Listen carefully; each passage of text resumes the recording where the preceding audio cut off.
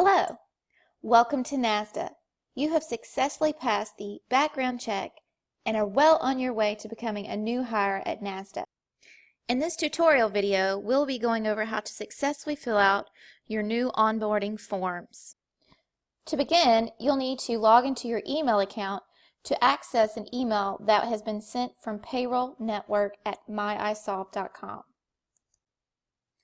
Once you've logged onto your email, you should see an email from Payroll Network at iSolved.com. This is going to be an email welcoming you to the National Association of State Departments of Agriculture. It's also going to tell you what to expect when answering the onboarding process. This process takes between 10 to 20 minutes. When you're ready to start filling out your forms, you're going to click this link right here. And for whatever reason during the process, if you need to leave and come back, you always have the option to come back to this email. Click on this link here, enter your credentials, and then you would be able to pick up where you left off. So let's go ahead and get started. I've clicked on my email from iSolved Onboarding Initiated, and I'm going to click the link to begin. After clicking the link, it's going to bring me to the iSolved Human Capital Management New User Account Setup. Your username is going to be auto-filled in for you. This will be the email address that you gave on your NASDA application. It's also going to have the client code that will be automatically filled in for you, as well as our company name, the National Association of State Departments of Agriculture. Your name will also be auto-filled in. Now, the next step is to create your account credentials. So you want to enter in your new password, you want to confirm a password, enter a challenge question, answer the challenge question, and confirm answer. So let's go ahead and do that now.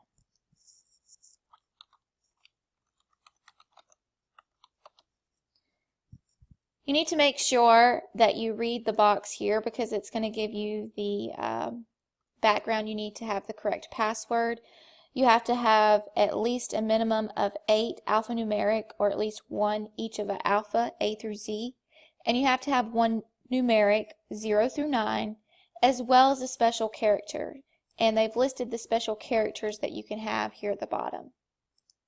I'm going to go ahead and confirm my password. Then I'm going to select my challenge question.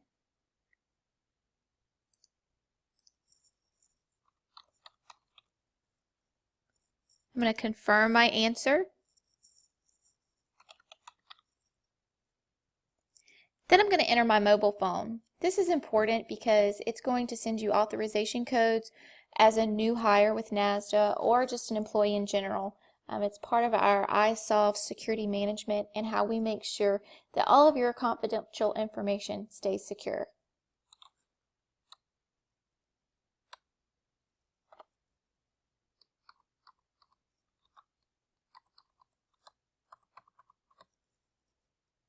And click Continue once you've filled in all of the requested fields.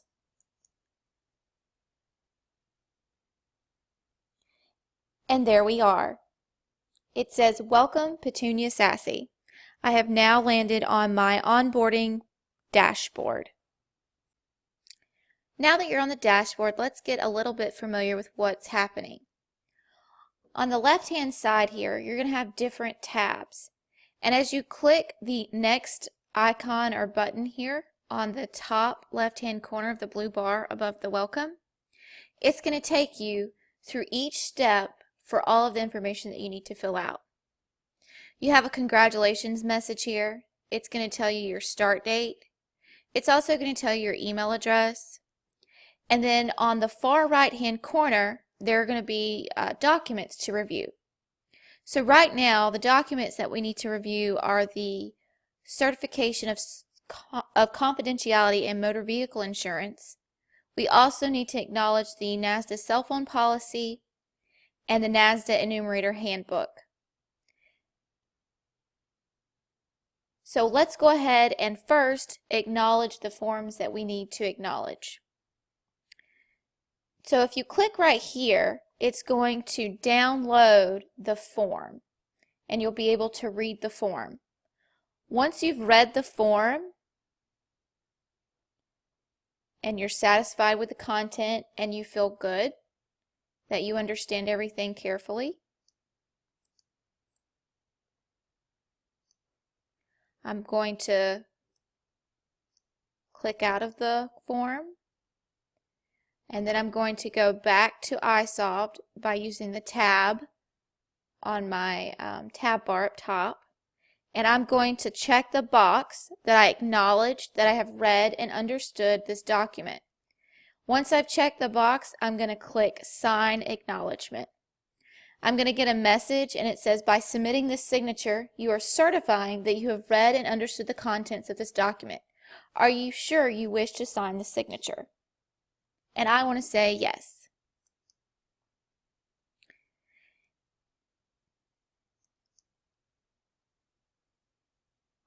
Now it tells me you've acknowledged reading this document. I want to do the same thing for the NASDA cell phone policy. I'm going to click on the document.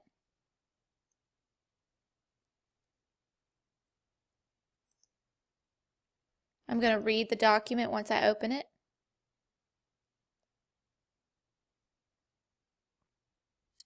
Once I've read through the document and I'm ready to sign, I'm going to close out. I'm going to go back to my iSolved tab. I'm going to check the box that I acknowledge that I have read and understood this document and click the Sign Acknowledgement form.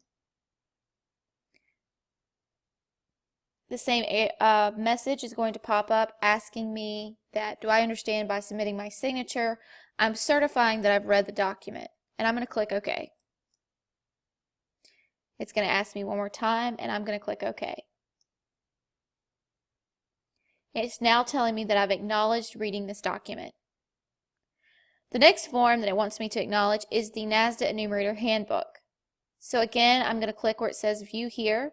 There's like an icon, a download icon. I'm going to click that.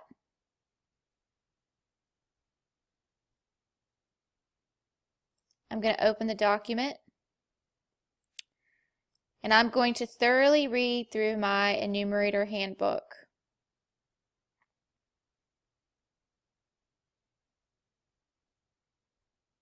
Once I've gone through the entire handbook and I'm satisfied and feel that I understand all of its contents, I'm going to exit out, tab back over to my iSolved dashboard, click the box where it says I acknowledge that I've read and understood this document, and click the Sign Acknowledgement button.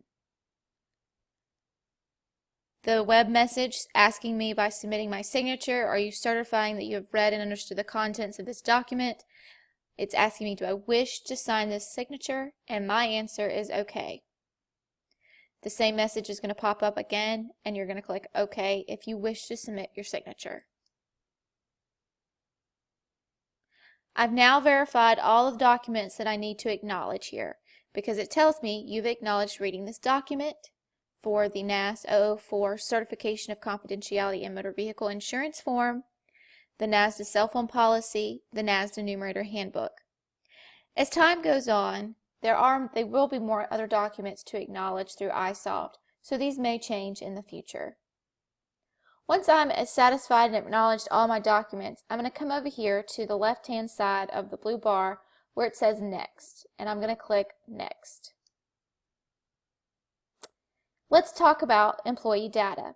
It's going to ask me to enter employee data. So I'm going to, it's already got my first name, my middle name.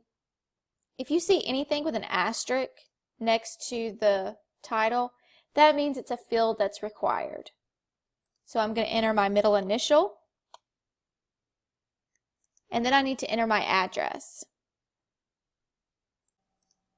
So we're going to enter our address.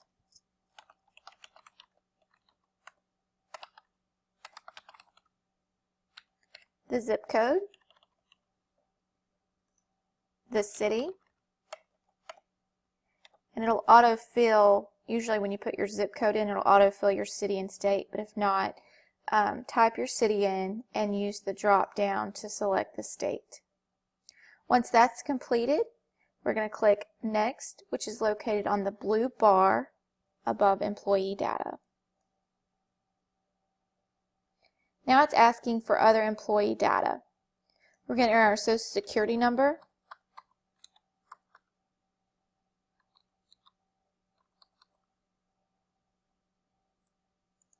our birth date,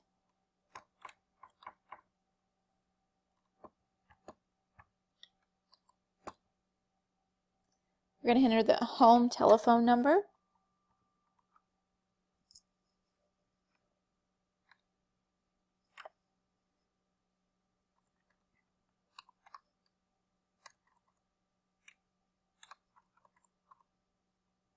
and again that personal email address.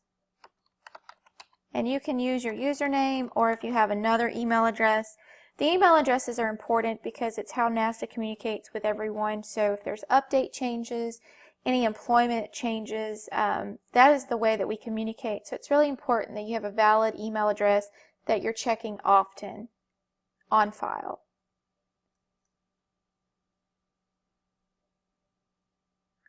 I'm going to re-enter my Social Security number here.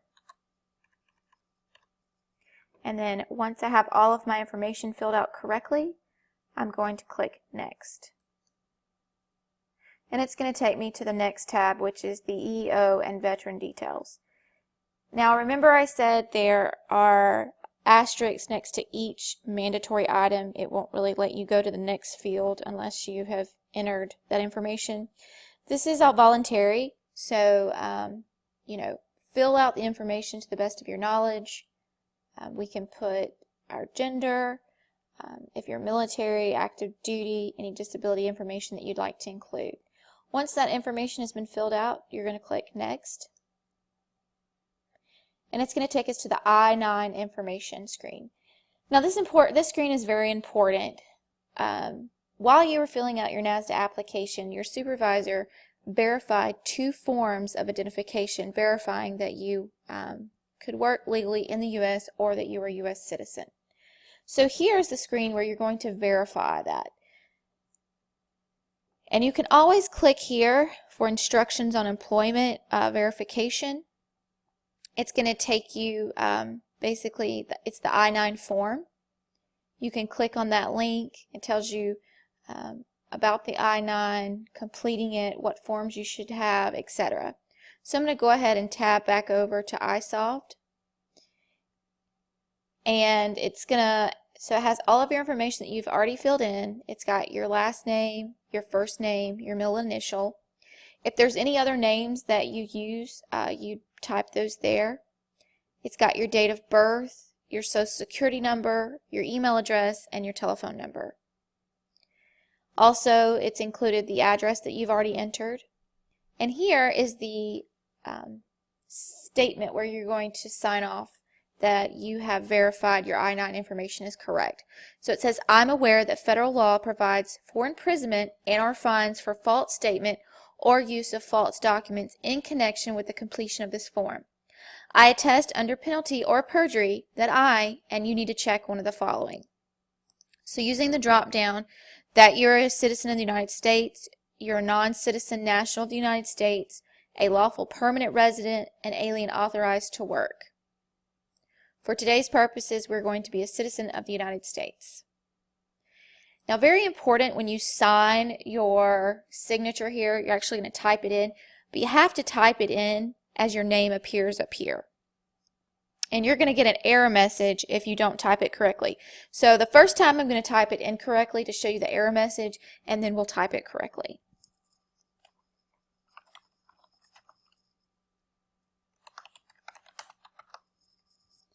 And then I'm going to come over here to sign form, and there's that error message. Signature must be full name. So you have to put your first, middle initial, and last. So let's try to redo that. So my first name is Petunia, my middle initial is M, and my last name is Sassy. I'm going to sign the form. And then it tells me that I have completed my I-9. And if you wanted to make any changes, you just need to contact your budget accounting technician in your region. You can also click here again.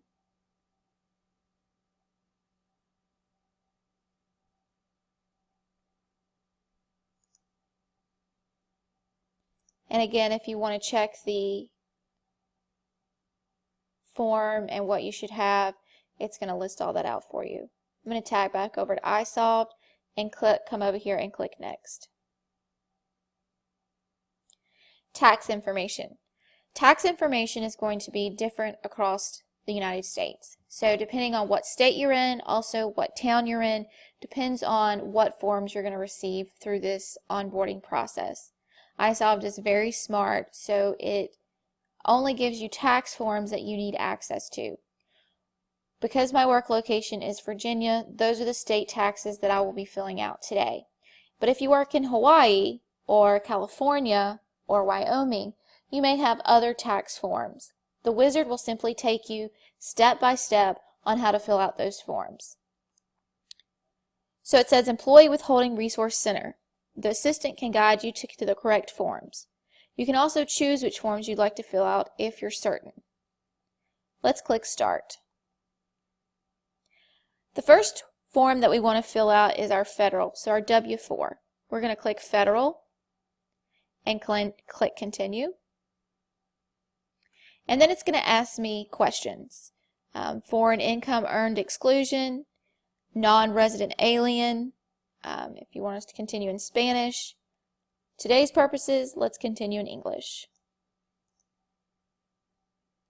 And it tells me I can start my federal W form.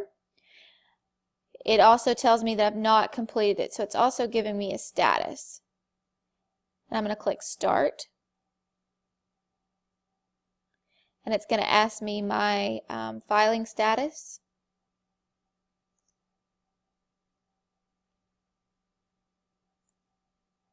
I'm going to click Next. And also at any one point in time, if you're not sure, there's Form and Instructions, so there's two tabs here. The Wizard, the new onboarding hire wizard, or the Form Instructions. So here is the actual form if you want to look at a form. But just tab back over to Wizard to come this way, which is much easier filling out the Wizard than the form. Are you exempt from federal withholding?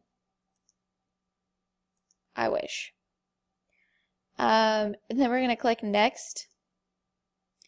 Would you like to complete the personal allowances worksheet? If you would like to complete it, you would click Yes and then Next, but for today's training purposes, I do not. I'm going to put 0 allowances. It's asking me how many allowances I want to claim.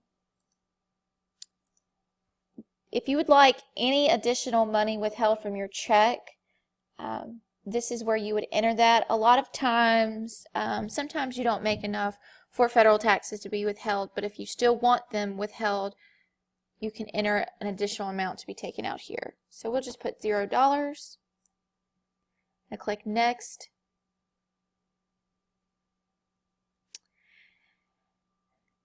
And see, you can, below is my W-4 form filled out. So I have that on file. It's got my name, my address, if I want anything withheld, how many exemptions, etc. So there's a couple of things to check here. The first thing to check is the under penalties of perjury. I declare that I examined this certificate and to the best of my knowledge and belief it is true, correct, and complete. So I'm going to check this because I have done this to the best of my knowledge. And please verify the accuracy of your tax forms and electronically sign the documents by entering your PIN. And your PIN is the last 4 digits of your Social Security number. So we're going to do that now. And then I'm going to submit the form. I have now submitted my W-4 form. I'm going to come over here and click Continue. And it takes me right into my Virginia resident survey. And it's going to work very similar to your W-4 federal tax withholding. It's going to take you step by step on how to fill out those forms. So for today's training purposes, I'm not going to go through filling out the Virginia state federal income tax forms because your state may be different. So what we're going to do is we're going to move on to employee contacts. Okay, once my federal and my state income tax forms are finished, it's going to let me know, give me that message, and then I can come up here to my little toggles. I can go previous or next, and I'm going to click next. And then it takes me to my employee contacts. To add an employee contact, you're going to come over here to the blue bar where it says Add New. And I'm going to click Add New. So employee contact. This is going to be someone that from a prior, or someone that we can contact in case of an emergency.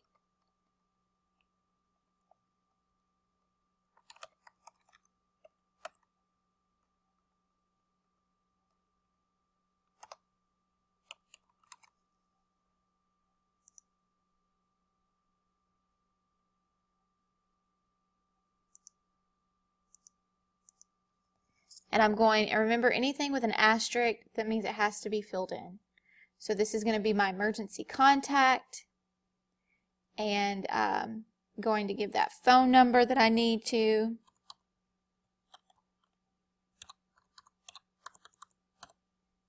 If there's a mobile number, we'll do that.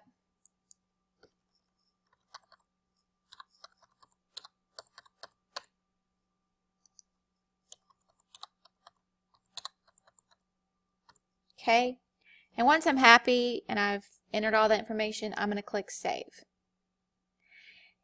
And you can, at any one point in time during this process, you can add, if you want to add another emergency contact or another employee contact, you can do that here. If you don't, you can click Cancel. But once you've entered that information, you'll need to click Save, and you can also edit. So I'll just come up here, click on my contact. I can delete my contact. I can edit my contact. And after I've edited anything with that contact, I can click Save. Okay, let's move on to prior employment. It's going to work very similar like the employee contact. To add prior employment, you're going to click Add New, and you're going to type in the employer.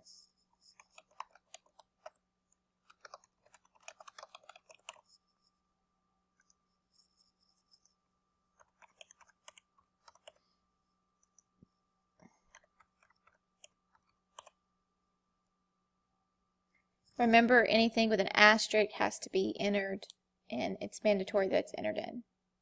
So we'll click Save when we are complete. And now I've added prior employment. If I want to add more, I just click Add, or not. I can click Cancel. I can come back up to the employment information I've already entered. I can edit, delete, refresh. Let's go ahead and move on to certifications. So to add a certification, when we add certification, we need a driver's license number if you are a field enumerator. If you're a phone enumerator, we will not require this information. But if you are a field enumerator, to add your driver's license number, or certifications as it's labeled, you're going to click Add New. You're going to use the drop-down menu and select driver's license, and you're going to type in the authority, which is the state that issued your driver's license. So we'll put Virginia. The effective date, you don't have to enter that. The ID number, this would be your driver's license ID number,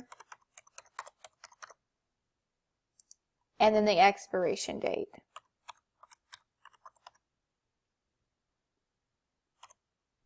And then click Save. You don't need to enter any EE reimbursement information.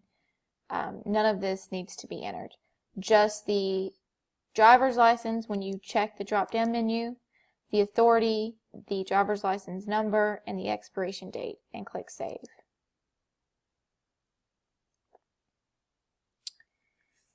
If you need to edit Again, you can just click on the driver's license record that you've created here, click the edit button, and you can edit anything that you need to edit, and then just save when you're finished.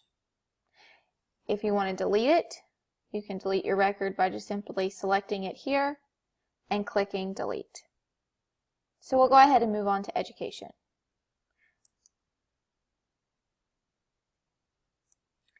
Just like we did with employee contacts, prior employment, and driver's license, to add education information, we're going to click Add New. You're going to use the drop-down box. Remember, anything with an asterisk is required. So it's basically asking, you know, how far in your education have you gone?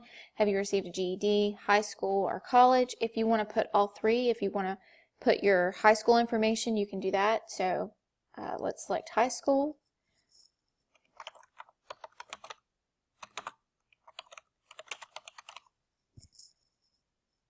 And I'll click Save. If you want to add any comments, you're more than happy to do that as well.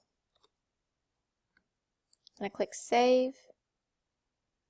If I attended college, I can add that as well.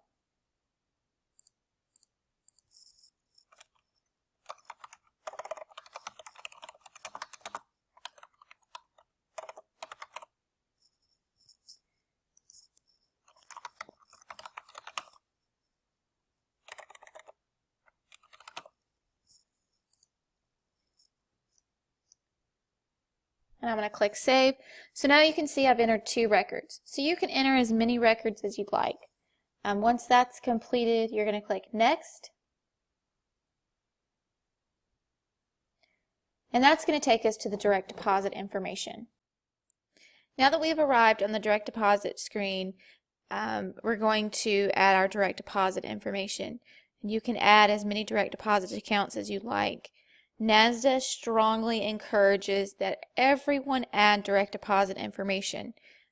Once that check physically gets dropped into the mail, we cannot track it. So if you have a storm in Wyoming, a tornado in Texas, any type of natural disaster, that's going to delay payment if you have a paper check. So that's why we always encourage everyone to do direct deposit.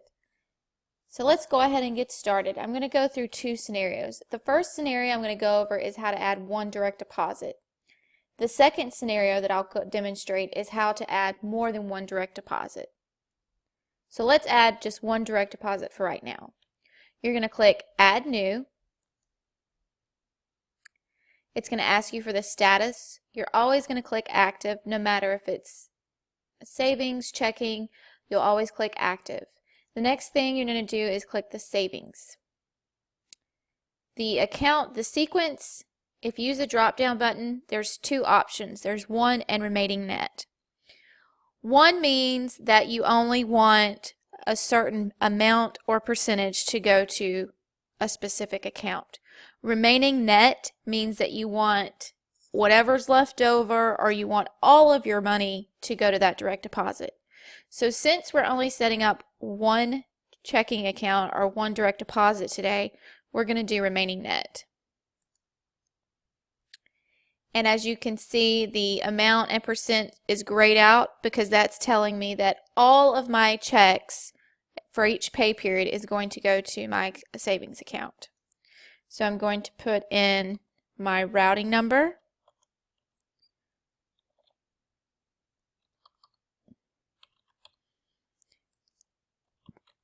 My account number.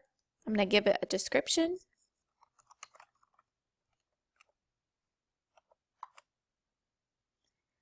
And now you can see where I've saved it.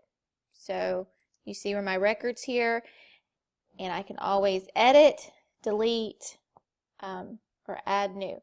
So now I'm going to add new because I want to add a new direct deposit. So let's say that we're going to click for the status active, and I'm going to set up a checking account because I have a savings account. And just to kind of go over the account types, pay cards, if you have like a Walmart card because you don't have a bank account, so you use a card as your direct deposit. those are the two options that you would select, either the pay card savings or the pay card checking.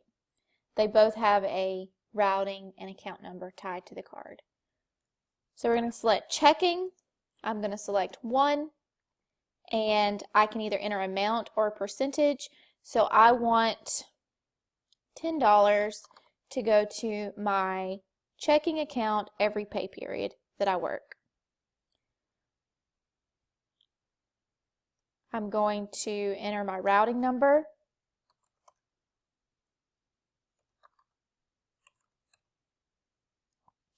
And then I'm going to enter my account number.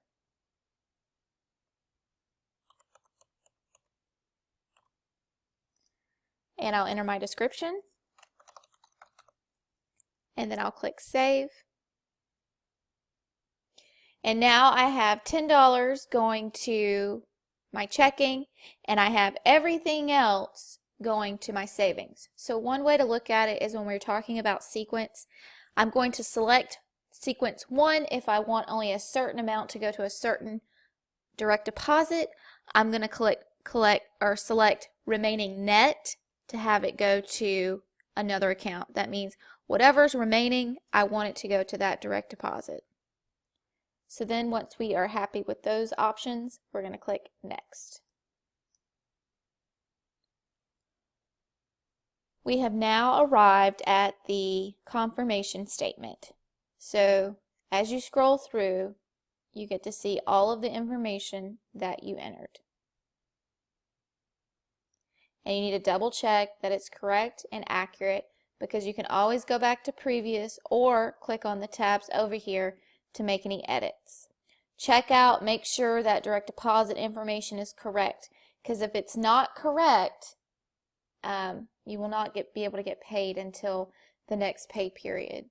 NASDA policy pays employees with the next direct payroll if the error is because of the employee's information entered incorrectly. So once I'm very satisfied with that, I'm going to click Submit. By clicking Submit, it's sending all of that information to the payroll system so the onboarding process can be completed. Once your forms have been submitted, you'll then need to go back to your email inbox, and you should have received an email from Payroll Network at iSolved.com. This link that they sent to you is to activate your employee self-service account. It's very similar to when you clicked on the new hire onboarding wizard link. You'll have 72 hours to activate this link. If 72 hours do pass, you'll have to request a new one from your budget accounting technician. So you'll go ahead and go click on the link. It'll ask you for your authorization code PIN, which is the last 4 digits of your social security number, and it gives you your username and client code. If you'd like more information or more tutorials on how to activate your employee self-service account, we have YouTube videos posted to our website, as well as the NASDA NAS YouTube channel. This concludes our training. Thank you.